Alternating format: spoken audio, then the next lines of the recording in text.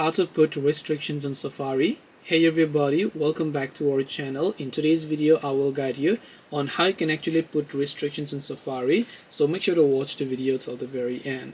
So if you want to basically put restrictions on Safari, it's actually quite very simple to do so, because all you have to do is go ahead and then first of all make sure to launch the Safari browser here.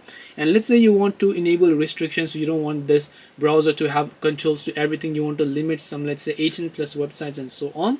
You can open settings on your iPhone, look for the option called screen time, so tap on screen time.